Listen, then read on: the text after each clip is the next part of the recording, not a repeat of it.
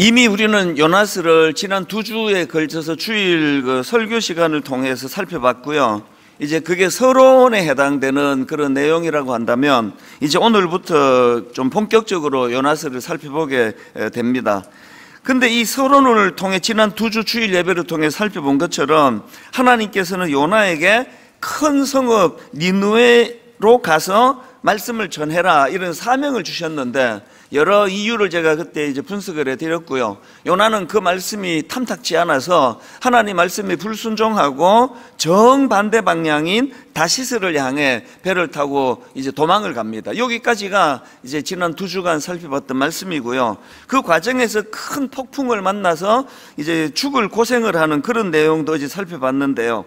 근데 이 요나스에 나와 있는 이 풍랑 과정을 보면은 신약에 이 거의 비슷한 상황이 주어지는 것이 연상이 되는데요.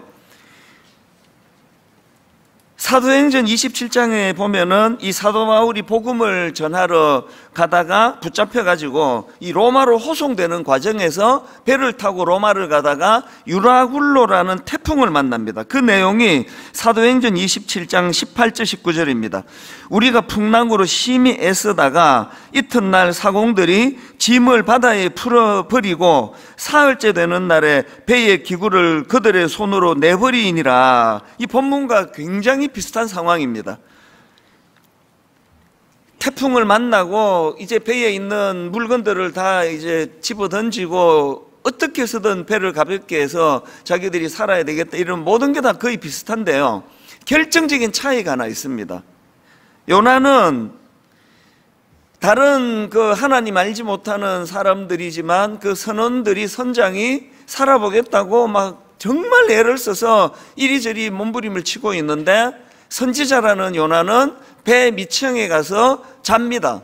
그래서 사실은 원인 제공을 자기가 했음에도 불구하고 아무런 조치도 취하지 않는 거예요. 아무런 영향력도 행사하지 못하는 거예요. 이게 요나스고요. 요나스에 나오는 풍랑이고요. 여기 나오는 사도행전 27장에 나오는 유라굴로 태풍은 모든 환경과 상황은 똑같지만 결정적인 차이가 있습니다. 거기에 하나님의 사람 사도 바울이 동부서주하면서 진두지휘를 하면서 큰 역할을 감당하는 겁니다.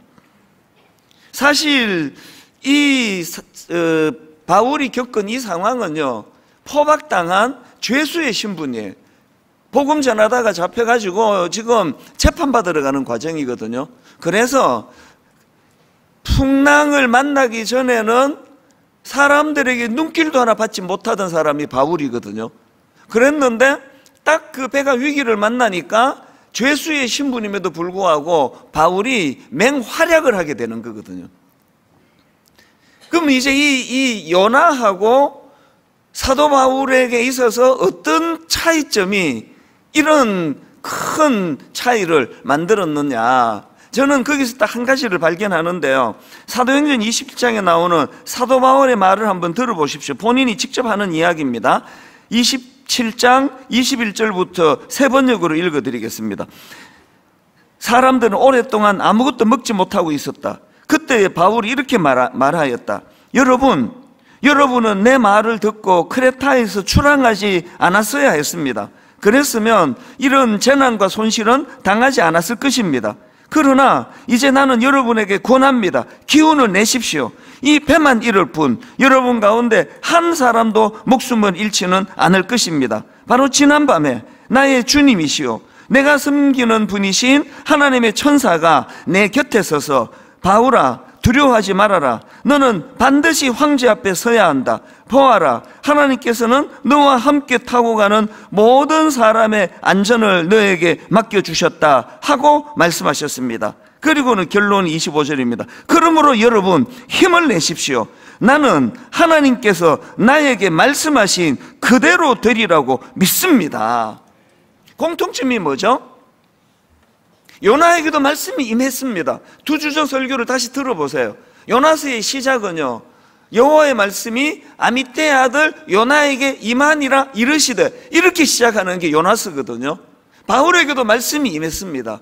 그런데 그 임한 말씀을 무시하고 그 임한 말씀을 자기 삶에 영향을 미치는 재료로 쓰지를 못하니까 결정적인 순간에 요나는 배 밑창에 잠을 자고 그러다가 안 믿는 선장에게 꾸지람을 듣고 혼란을 겪는 게 그게 요나고요. 바울은 뭐라고 선포합니까? 그러므로 여러분 힘을 내십시오. 나는 하나님께서 나에게 말씀하신 그대로 되리라고 믿습니다. 그래서 첫날 우리가 하나님 앞에서 청년들을 위시하여 우리 기성세대 또 일반 성도님, 순장님, 무슨 전도사님, 목사님 망라해서 우리 모두가 사모해야 되는 것은 말씀이 임하는 것이고요. 임한 말씀이 내 삶에 영향을 미치도록 하는 겁니다. 우리가 힘써야 되는 두 가지를 제가 그래서 이렇게 정리해 드리기를 원하는데요. 오늘 새벽에 기도 제목으로서 우리가 힘써야 될 두 가지 중에 첫 번째는요, 우리가 하나님 말씀에 귀를 기울이는 몸부림이 필요하다. 제가 몸부림이라는 표현을 씁니다. 오늘 이 시대는요, 너무나 잡소리들이 많아가지고 저희가 청년 시절에는, 그리고 또 청소년 시절에는 신앙생활이 상당히 좀 쉬웠습니다. 아무런 들리는 게 없었거든요. 집에 전화기도 없을 때니까요. 무슨 유튜브가 있고 인터넷이 있고 스마트폰이 있고 손전화가 있고 그랬냐고요. 오늘 이 시대는요, 예수 믿기 진짜 어렵습니다. 또 교회는 나가는데 하나님의 말씀에 귀를 기울이기가 정말 어려운 시대예요. 그래서 저는 항상 스티브 잡스를 원망해요. 왜 쓸데없는 거 만들고 자기는 그렇게 인생을 끝내고 그 고통을 우리가 당하고 있는 거 아니냐고요. 오늘 우리 시대에 몸부림치고 몸부림쳐야 되는 건요, 말씀이 들려지도록, 하나님 말씀이 들려지기를 원합니다. 이번 엿새 내내 이거를 가지고 절박하게 구하면 좋겠습니다. 여러분, 바울과 요나의 차이는 다른 게 없습니다. 리더십의 차이도 아니고요, 인간성의 차이도 아니고요, 사람에 대한 이해의 차이도 아니고요. 요나하고 바울에게 결정적인 차이가 있다면 말씀의 영향력 아래 있느냐 그렇지 못하느냐 그거거든요. 간혹 은퇴를 앞둔 목사님들이 은퇴하는 과정에서 교회가 좀 혼미함에 빠지는 경우가 있습니다. 제가 시카고에 있을 때 너무나 교회가 부흥하던 그 교회가 담임 목사님이 은퇴하시는 과정에서 교회가 법원에다가 고소하고 교회가 쪼개지고 엄청난 그런 혼란이 있은 적이 있었습니다. LA에서도 그런 경우들이 가끔씩 있고요, 또 우리나라에서도 그런 일이 있습니다. 너무너무 목회를 잘하셨고 너무 존경했던 담임 목사님인데 이분이 은퇴를 하시면서 너무나 실망스러운 모습을 보이고 행동을 하실 때가 있다는 게 성도 입장에서 하는 얘기죠. 그러면 시카고에서도 LA에서도 또 서울에서도 부산에서도 모든 그 목사님에게 상처받은 성도님들 하는 말은 하나더라고요. 그동안 우리가 속았다 이렇게 이야기를 해요. 우리가 저 목사한테 속았다, 저 목사는 사기꾼이다 이런 얘기를 해요. 그 제가 그거를 가지고 생각을 해보니까 그건 옳은 얘기가 아니에요. 그 속은 거 아니에요. 그리고 그 목사님이 사기꾼 아닙니다. 그럼 왜 그렇게 목회를 잘하던 그때의 너무나 훌륭한 인격과 욕심 없는 그 모습하고 은퇴할 때 보여주는 저 모습은 왜 저렇게 다르냐 하면은요, 그게 사기치고 속이고 위장하고 그 포크페이스하고 그래서 그런 게 아니고요. 여러분 잘 들어보세요. 너무너무 실망해가지고 나는 저 사람한테 속았다, 저 사람은 사기꾼이야, 저건 목사도 아니야 라는 그 끔찍한 말을 듣는 그 상황도 그분 모습이고요, 너무나 훌륭하다고 존경을 받던 그 모습도 그분 모습이에요. 똑같은 사람이에요. 그러면 어디서 이런 극단적인 차이를 가져다 줬느냐? 여러분, 너무나 존경을 받는 그때 그 목사님은 말씀의 영향을 받고 있을 때고요, 은퇴하면서 돈을 좀 밝히거나 내가 이만큼 했는데 이거 내놔라 저거 내놔라 이렇게 요구할 때는 말씀의 영향보다는 이 생활의 영향을 더 받은 거거든요.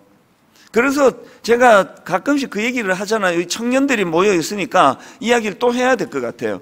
여러분들이 한번 맞추어 보세요. 제가 그 포르노 잡지 영향을 더 받을 것 같아요, 성경의 영향을 더 받을, 말 잘해야 됩니다. 여러분 생각에 제가 포르노 잡지의 영향을 더 받을 것 같아요, 성경책의 영향을 더 받을 것 같아요? 벌써 내가 하도 많이 해갖고 답을 다 알고 있어요. 제가 포르노 영향을 더 받지 않고요, 성경의 영향 더 받지 않고요, 그 상황에 제 손 가까이에 있는 것에 영향을 받는 거예요. 그래서 저는 스마트폰도 그렇고, 전에도 그런 이야기를 했던 거 기억나시는지 모르겠는데요, 2008년도에 안식년으로 이제 미국에 풀러 신학교에 공부하러 갔다가 저는 먼저 귀국하고 우리 가족들은 몇 달 더 아이들 학교 때문에 더 머물른 적이 있었는데요, 한국에 돌아와 가지고 가족은 없고 하루 종일 제가 케이블 TV에만 보는 거예요. 그래갖고 며칠 지나지 않아 가지고 가위로 그 케이블 선을 잘라버렸어요.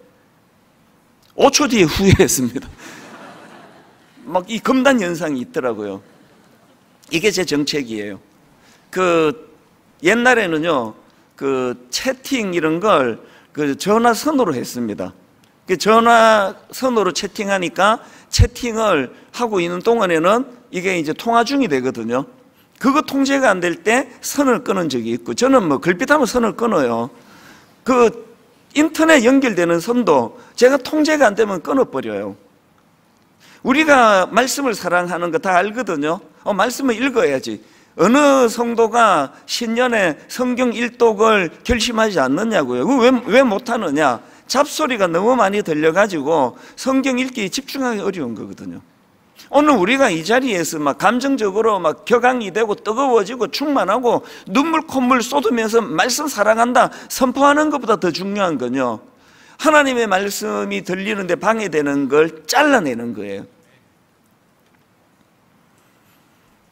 왜 그렇게 훌륭했던 그 목사님이 은퇴하면서 막 그냥 뭐 양생이 좀 다 다르긴 하지만 뭐 물질적인 문제에 빠져가지고 성도들을 실망시키고 그 왜 그렇게 하느냐. 그리고 저도 이제 시간이 갈수록 제 자신이 두려워져요. 저도 그렇게 하면 어떡하나. 그러면 여러분 또 한 번 대답해 보세요. 이제 저는 정말 그렇게 되지 않기를 원하는데 그러려면 어떻게 하면 됩니까? 말씀을 가까이 하면 되잖아요. 말씀의 영향력 아래 있으면, 그래서 제가 정말 죽어도 소원이요, 은퇴할 때까지 성도들을 혼란에 빠뜨리지 않는 거예요. 성도들을 실망시키지 않는 겁니다. 그리고 제가 장례를 치를 때, 이 땅을 제가 삶이 끝날 때 정말 저 이찬수 목사는 뭐 그렇게 대단한 목사는 아니라도 그래도 말씀으로 초지일관의 삶을 살았던 분이다, 저는 이렇게 평가받는 게 제 소원이거든요. 그러려면은 오늘 우리가 어떻게 해야 되겠습니까? 사실 오늘 이 1층에 우리 청년들을 초대해 놓고요, 사실 제 마음이 되게 비장해지더라고요. 그 2학기 복귀하면서 드렸던 설교 우리 어른들 기억하시잖아요.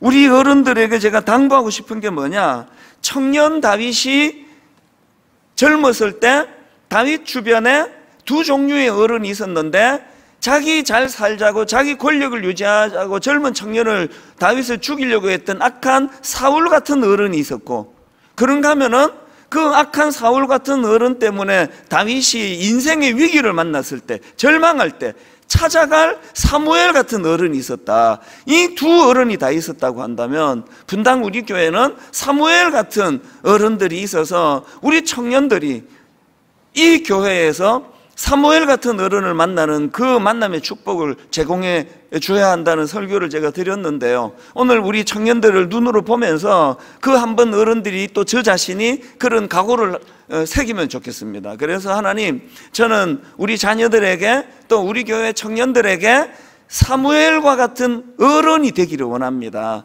어떤 경우라도 내 잘 살자고 저들을 이용해 먹는 그런 사울 같은 어른이 되지 않기 원합니다. 이런 결단이 있기를 바랍니다. 그러려면은 꼭 한 가지 기억하셔야 됩니다. 시편 119편 105절입니다. 주의 말씀은 내 발의 등이요 내 길의 빛이니이다. 자, 우리 청년들 한번 저를 좀 더 큰 소리로 한번 따라해 보시기 바랍니다. 주의 말씀은 내 발의 등이요 내 길의 빛이니이다. 그때 이 단어 풀이했던 거 기억하십니까? 여기 나와 있는 등은요, 히브리어로 네르라는 단어인데, 네르는 작은 등잔이에요. 이렇게 손으로 들 수 있는 작은 등잔입니다. 아니, 하나님의 말씀이 좀 쓰시는 김에 팍 쓰시지. 아니, 막 그냥 막 하나님의 말씀은 막 저기 심리밖까지 다 밝히는 그런 강렬한 빛이지. 이게 뭡니까, 하나님이? 아니, 무슨 하나님의 말씀이 요 뭐 내 발등만 비추는 불빛이라는 거예요. 희미하게도 말이죠. 그런가 하면은 그 다음 나오는 주의 말씀은 내 발의 등이올 때, 이 발은 히브리어로 보니까 이게 단수형이에요. 무슨 말인지 아시겠죠? 주의 말씀이 내 인생을 비추는 빛이긴 한데요, 굉장히 희미해요. 그래서 내 발등밖에는 못 비추어요. 그리고 주의 말씀은 이 단수로 발을 써요. 한 걸음치 밖에는 안 비춰준다는 거예요.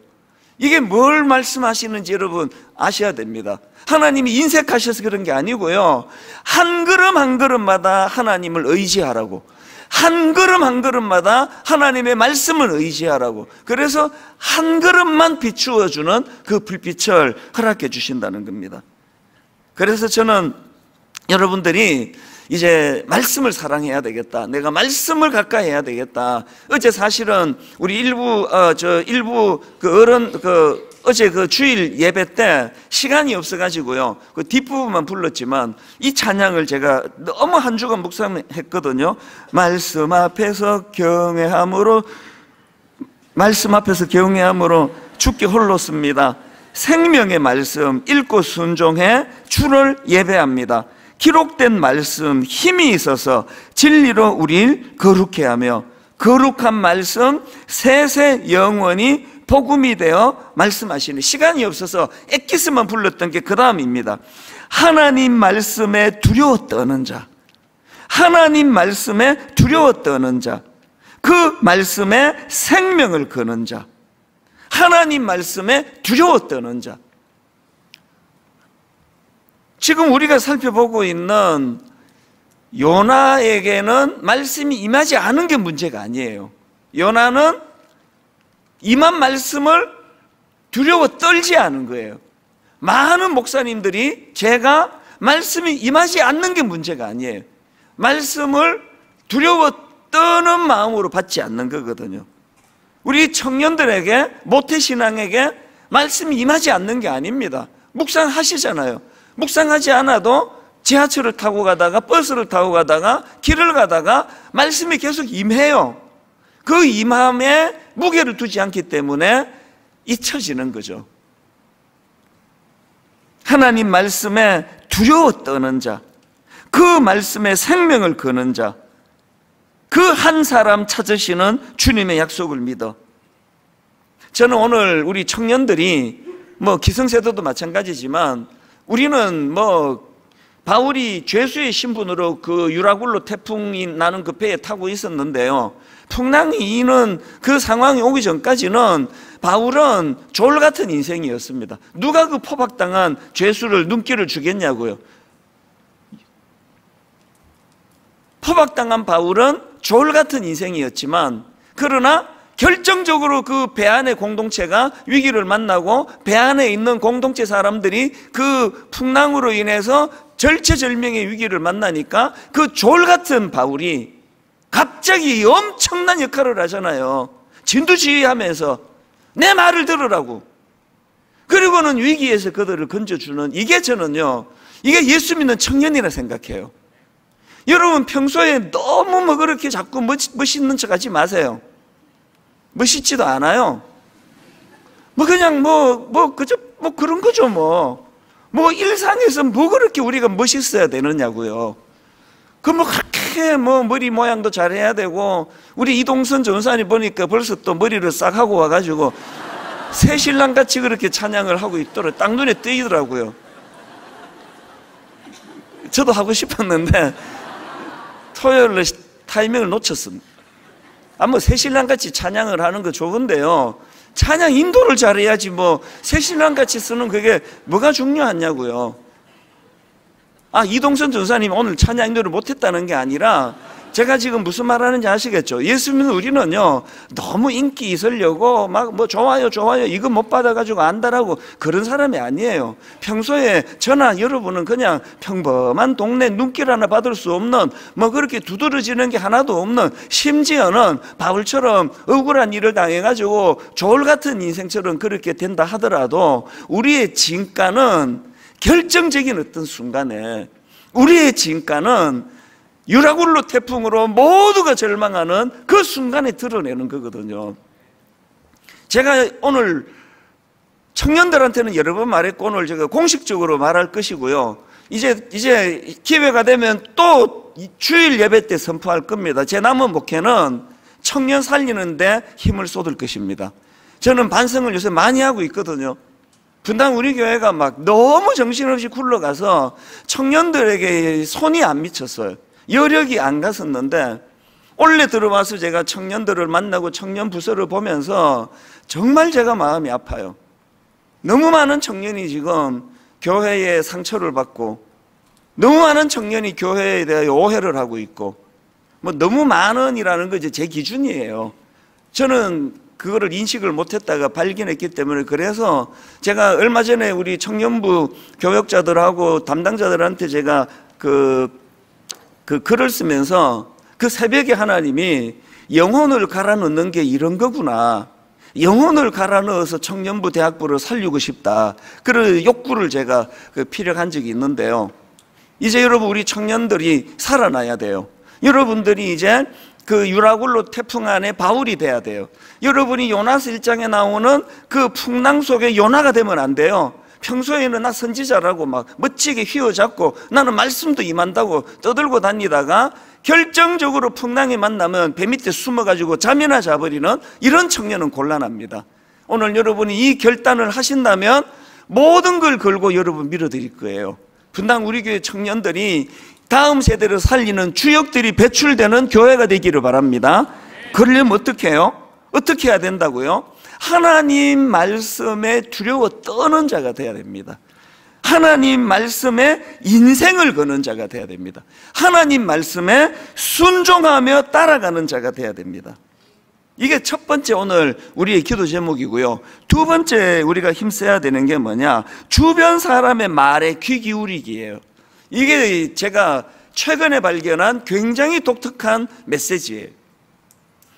참 흥미로운 한 가지를 제가 발견했는데요. 자, 본문 6절을 보십시오.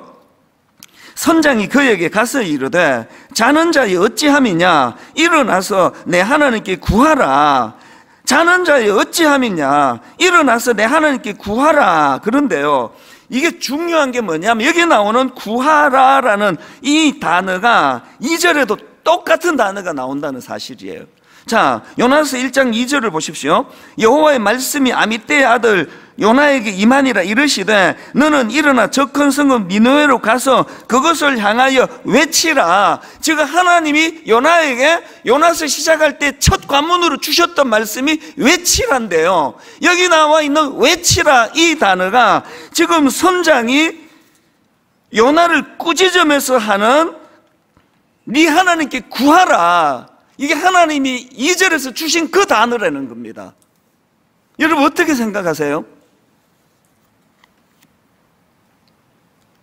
하나님께서 말씀을 통해, 예배를 통해, 큐티를 통해 말씀을 주세요. 저에게도 말씀을 주십니다. 그래서 저는요, 이번 여름이 너무나 고통스러웠지만 더워서, 그러나 그래도 저는 더위가 싹 물러가면서 지난 여름이 추억의 계절로 자리 잡았습니다. 왜? 새벽이 있었기 때문이에요. 뭐 어떤 날에는요, 새벽에 4시 반에도 이제 이 기온이 떨어지지 않아가지고 더운 느낌을 가진 적이 있었지만 훨씬 많은 경우에 저는 이제 새벽에 일어나서 말씀을 묵상하고 그 말씀을 머리에 집어넣고는 만보를 걷거든요.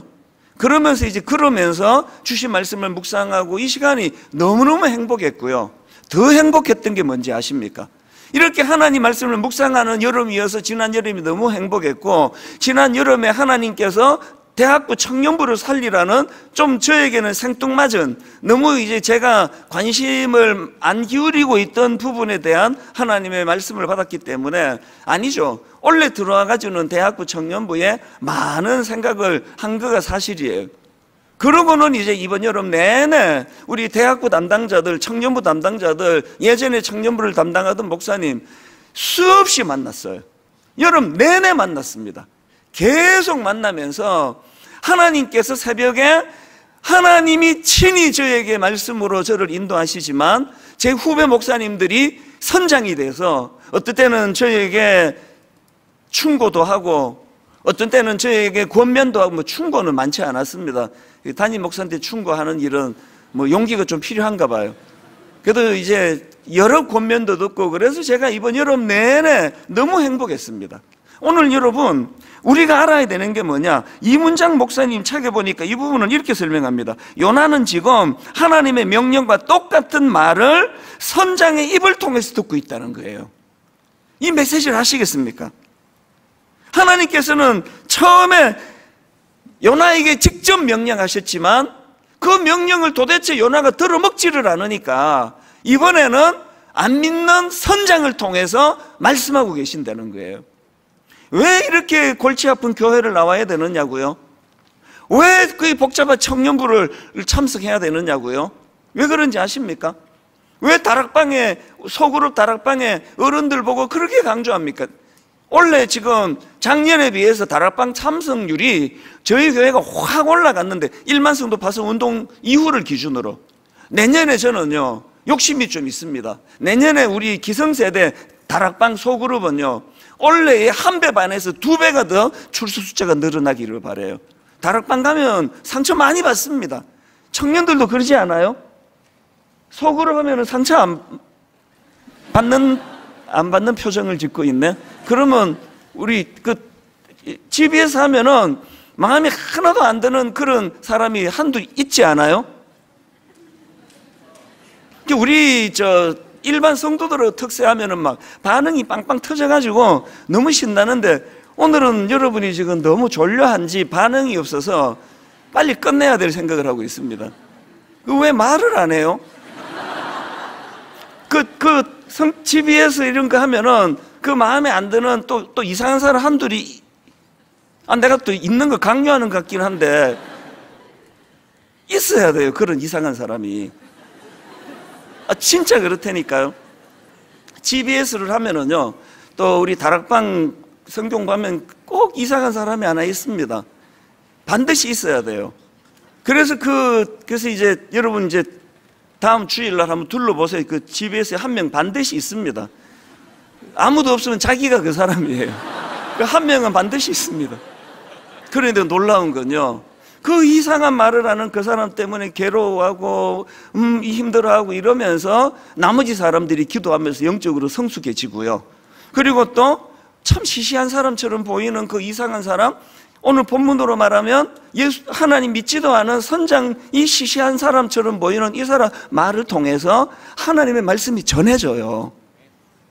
제가 왜 지난 여름이 그렇게 좋았다 그랬잖아요. 새벽에 하나님의 말씀을 묵상하고 묵상한 말씀을 가지고 만보를 걸을 때 세상에서는 경험하지 못한 기쁨을 누리는 그 기쁨도 있지만, 출근해가지고 교회로 우리 청년 교역자들하고 내년에 우리 청년부를 어떻게, 우리 대학부 어떻게, 그런 대화를 하는 가운데 수많은 우리 목사님들이 수많은 메시지로 저에게 도전을 줬고요. 그리고 이후에는 우리 청년들하고 대화를 시작해가지고 많은 청년들이 요즘 저에게 연락을 하거든요. 지난주에는요, 토요일 결혼하는 예비 신부가 저를 찾아와가지고 우리 청년부를 위해서 눈물로 여러 가지 이야기를 제게 들려줬거든요. 그래서 그 이야기가 너무 주옥 같아가지고 결혼하기 전날 또 만나지. 저도 하여튼 미쳤어요.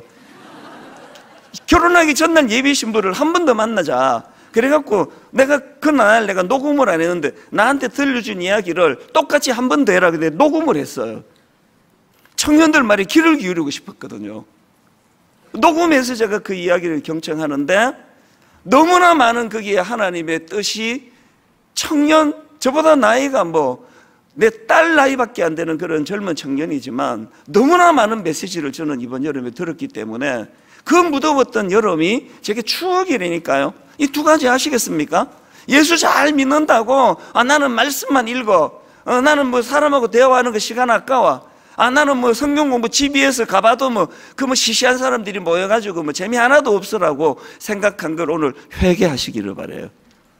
하나님 알지 못하는 선장의 입을 통해서도 하나님은 말씀하세요. 그를 통해서 깨닫게 해주시기를 원하는 겁니다. 오늘 저는 많은 말씀을 준비해 왔지만 좀 기도하는 데 시간을 더 쓰기 위해서 이 전부를 다 생략을 하고요. 한 가지 말씀은 제가 드리고 이제 기도하는 시간을 갖기 원합니다. 사실 요나서는 그 일반 백성을 위한 책이 아니라고 첫날 말씀드렸잖아요. 요나서는요, 다른 선지서와 결정적으로 다른 게 요나를 통해서 백성에게 말씀을 전하는 게 아니라 요나서는 요나를 위한 책이에요. 하나님이 선지자 요나에게, 그래서 이게 저에게는 이 요나서는 이게 저에게 주시는 하나님의 경고의 메시지라고 저는 그렇게 생각을 하거든요.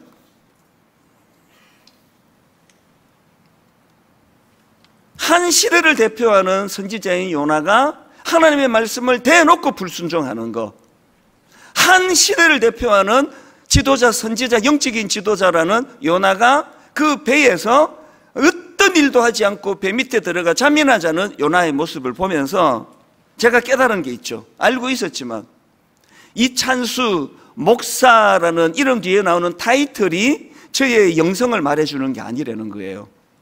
누구누구 권사, 누구누구 장로, 그 타이틀이 저절로 그 사람을 순종의 사람으로 만들지 못한다는 거예요.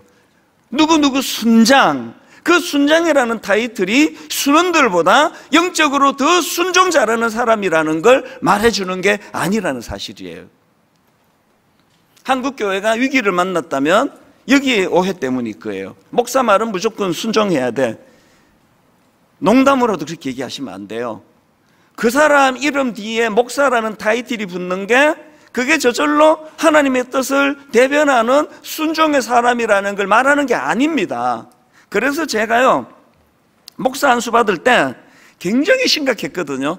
30대 초반이었는데 이게 목사 안수를 받으면 이제 건너지 못하는 다리를 건너는 거고, 그리고 아무리 생각해도 제가 죽을 때까지 제가 내 존재는 없고 그리스도와 성도만을 섬기는 일을 할 수 있을 것 같지가 않았습니다. 그래서 두려워하면서 금식을 했습니다. 이렇게 기도했습니다. 하나님, 목사 안수 받는 그날 노회의 선배 목사들이 머리에 손을 꽈는 그런 안수 말고 성령님, 목사 안수 받는 날 친히 저를 안수하여 주셔서 내 모든 약점, 고집센 거, 미숙한 거, 여러 가지 저의 부족한 거 성령의 불로 다 태워주시기를 원합니다. 그래서 금식하며 기도했어요. 절박하게 기도했는데요, 놀랍게도, 그리고 또 불행하게도 그 기도가 하나도 응답이 안 됐습니다. 목사 안수 받고도 여전히 고집이 세고요, 목사 안수 받고도 여전히 미숙한 게 많고요. 저는 큰 교회 목사가 된 거 하나님 뜻이라 생각해요. 그래야 여러분이 저를 잘 모르시잖아요. 내가 한 100명 모이는 교회 같으면 모든 성도가 저를 속속들이 알고 가까이 와서 맨날 나한테 상처받을 텐데, 여러분 지금 우리 교회 단지 10년이 됐는데 나는 담임 목사 한 번도 만나 대화해 본 적이 없어. 할렐루야! 너무나 그 축하할 일이에요. 무슨 말인지 아시겠습니까? 응답을 못 받았다니까요. 저하고 대화하면 상처받기 쉬울 수 있어요. 쉬워요라고 단정하고 싶지는 않은데요, 노력을 하기는 해요. 하나도 응답이 안 됐다니까요. 그래서 분당 우리 교회 22년 동안 저한테 상처받은 청년은 많지 않아요. 워낙 대면을 잘 안 했기 때문에. 이제 앞으로 상처를 많이 받게 될 거예요. 대면을 하게 될 거니까. 저 때문에 교회를 떠난 분도 계세요. 목사가요, 상처받은 사람 치유해줘도 이게 시원찮은데 상처받지 않은 멀쩡한 성도를 제가 상처를 주어서 교회를 떠나게 만든다. 이거는요, 너무 괴로운 일이에요. 억장이 무너지죠. 그래서 제가 자꾸 하나님이 원망이 되는 거. 아니 하나님, 내가 이럴 줄 알고 하나님이 내 목사 안수 받을 때 친히 안수하셔가지고 이런 못된 성격, 고집센 거 다 태워달라고 내가 그렇게 기도한 거 아닙니까? 왜 기도를 안 들어주셔가지고 왜 내가 성도들을 상처 주는 일이 왜 2절만 하면 또 나오고 2절만 하면 또 나오는 일입니까? 너무 하나님이 야속했어요. 그랬더니요, 어느 새벽으로 기억을 해요. 계속 이 문제를 가지고 제가 하나님께 원망을 표하니까 하나님이 그날 이유를 알려주셨어요. 지금 눈물이 날라 그러는데요, 이렇게 말씀하셨어요. 나는 네가 목사 안수 받는 날 모든 약점이 불로 다 태워져서 완벽한 목사가 되는 거 원치 않는다. 나는 네가 목사 안수 받는 날 성령의 불로 완벽하게 약점이 다 태워져서 그래서 더 이상 하나님을 찾지 않아도 말씀을 의지하지 않아도 목회가 잘 되는 그런 목사가 되는 걸 나 원치 않는다. 하나님이 제게 주신 메시지가 이거예요. 나는 네가 목사 안수 받고도 철딱서니가 없고 목사 안수 받고도 입술이 지혜롭지 못하고 목사가 되고 나서도 걸핏하면 혈기가 왕성해지는 그 모든 약점을 다 갖고 있다 하더라도 바로 그것 때문에 한순간이라도 하나님을 의지하지 않으면 안 되는 그런 목사가 되기를 원한다. 제가 그날 많이 울었어요. 그리고 하나님께 승복을 했습니다. 하나님, 이게 목사인 저에게는 너무나 불편하지만 그리고 또 때때로 저로 인해서 상처받는 분들이 생겨나는 부작용이 있을지 모르지만 오늘 하나님, 제가 이 사실을 수용하고 제가 목사, 이찬수 목사라고 하는 그 타이틀이 저로 하여금 성숙한 사람으로 만들어줄 수 없다는 걸 기억하고 순간순간 주님 의지하겠습니다. 그래서 새벽을 깨우기 시작한 거잖아요. 그래서 새벽에 일어나 그분의 말씀에 지침을 받고 저는 어린애처럼 기도해요. 뭐 한국교회를 분당 우리 교회 손에 맡겨주시기 원합니다. 이찬수 목사가 뭐 세계적인 교회 되기 원합니다. 그런 기도는 엄두가 안 나서 하지 못해. 어린애처럼 기도. 하나님, 오늘도 저 때문에 상처받는 사람이 없기를 원합니다. 오늘도 저의 우둔한 입술 때문에 오해하는 일이 일어나지 않기를 원합니다. 오늘 우리가 첫날인데요, 이 마음을 가지고 우리 하나님 앞으로 나아가면 좋겠는데요, 제가 이번에 한 3주 전인가 해운대 연합집회를 갔는데요, 그 막 파도 치는 바닷가에서 한 10만 명 이상 모인다 그러는데 아무리 생각해도 그게 메시지가 전해질 것 같지가 않은 거예요. 야외에서 파도 소리 나는데. 그래서 이거를 뭐 지금처럼 제가 이렇게 해운대에서 설교했다고 생각해 보세요. 이거 뭐 메시지가 전달이나 되겠나. 그래서 제가 하나님께 구했습니다. 하나님, 어떻게 하면 좋겠냐고, 지혜를 달라고. 하나님이 놀라운 지혜를 주셨어요. 하나님께서 제게요, 그렇게 막 사람들 들락날락거리고 막 정신이 하나도 없고 파도치고 그것도 야외고 이런 데는 뭐 첫째 둘째 셋째 이렇게 설교해서는 안 된대. 그때 하나님이 지혜를 주시기를 엑기스만 전해라. 그래서 제가 하나님께 기도하다가 찾아낸 게 백문일답이었거든요. CCC에 김중건 목사님께서 젊은이들, 그 야외에서 수많은 젊은이들에게 백문일답, 왜 어른이 이렇게 하셨을까 보니까 이게 가장 엑기스이기 때문이에요. 오늘 첫날 우리 이거 한번 해보기를 원해요. 그래서 여러분 다 이제 한번 일어나 보시겠습니까? 우리가 첫날 하나님 앞에 이 은혜를 구하는데요, 백문일답 아시죠? 그죠? 제가 한 몇 개 한번 연습을 해볼게요. 자, 오른손을 드시고요, 제가 뭐라고 선포하든지 여러분은 그냥 한 가지 대답만 하면 돼요. 예수 그리스도.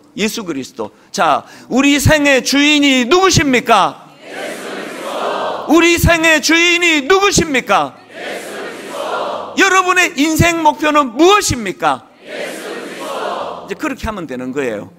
그러고 나서 이제 이게 생방송이라 가지고 어떨지 모르겠는데 이게 다 끝나면 이제 우리가 매 이 특세 첫날은 성령님을 초청하는 찬양을 드리잖아요. 성령이여 임하소, 이 찬양을 드리는데요, 이제 예수 그리스도 하고 박수치고 바로 반주하고 성령이 임하소서로 들어갑니다.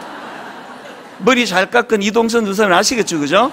그래서 이제 다 하고 박수치고 성령이 임하소서로 가서 우리를 예수님 앞으로 인도해 주시는 분이 성령님이시거든요. 이렇게 나가면 다 준비되셨습니까? 자, 이제 좀 대답 좀 크게 해보세요. 자, 그리고 교회에서는 아멘 해요. 예 아니고. 자, 준비되셨습니까? 선포합니다. 우리 생의 주인이 누구십니까? 여러분의 인생 목표는 무엇입니까? 우리 삶의 이유가 무엇입니까? 우리를 이 자리로 불러 모으신 분이 누구십니까? 어떻게 하면 죄사함을 받습니까?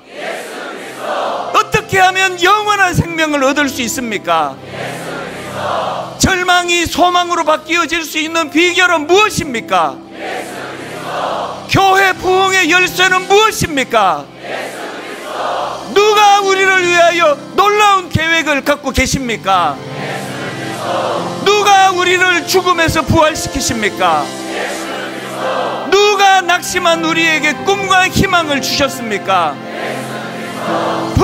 불러도 지치지 않는 그분의 이름은 무엇입니까? 불러도 지치지 않는 그분의 이름은 무엇입니까? 불러도 지치지 않는 그분의 이름은 무엇입니까? 그 주님 이름을 높이며 주님을 찬양합니다. 우리 온 마음을 다하여 성령님을 초청하며 성령님 앞으로 나아가기 원합니다. 성령이여 임하소서. 내 마른 나의 심령이 주님의 은혜에 담비 내려 날 흠뻑 적셔 주옵소서. 주의 권세, 주의 능력 지금 이 시간 임하셔서 선포합니다. 악한 권세 모두 깨뜨리고 주님 나라 임하소서. 아멘. 영광 할렐루야. 예수의 그 피가 내게 승리 주네. 구원이 되시네. 영광 할렐루야. 예수의 그 이름이 내 곁에 소망이 되시네. 성령이여 임하소서. 내 마른 나의 심령 위에 은혜의 담비 내려 날 흠뻑 적셔 주옵소서. 주의 권세, 주의 능력 지금 이 시간 임하시어서 악한 권세 모두 깨뜨리고 주님 나라 임하소서. 준비되셨습니까? 선포합니다. 영광 할렐루야. 예수의 그 피가 내게 승리 주네. 구원이 되시네. 영광 할렐루야. 예수의 이름이 능력되네. 소망이 되시네. 더 몰입하여 더 집중하여 성령이여 임하소서. 성령이여 임하소서. 주님의 은혜에 담비 내려 날 흠뻑 적셔 주옵소서. 주의 권세, 주의 능력 바로 지금 이 시간 이곳에 임하시어서 악한 권세 모두 깨뜨리고 주님 나라 임하소서. 아멘. 영광 할렐루야. 예수의 이 피가 내게 승리 주네. 구원이 되시네. 영광 할렐루야. 예수의 이름이 능력되네. 소망이 영광 할렐루야.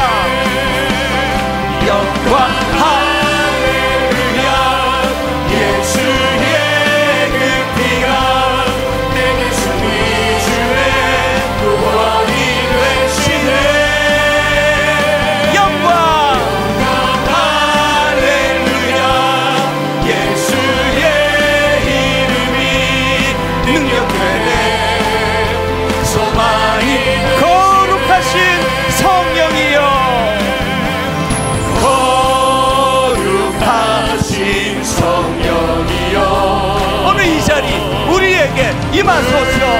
우리에게 임하소서. 성령에 불러오셔서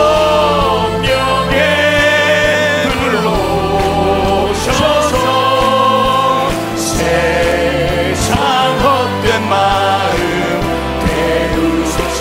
우리 모두 다 손들고 주를 바랄 때, 주를 바랄 때 성령이여, 성령이여, 성령이여 임하소서. 우리 마지막으로 한 번만 더. 거룩하신 성령이여, 성령이여 우리에게 임하소서. 우리에게 임하소서. 성령에 불러오셔서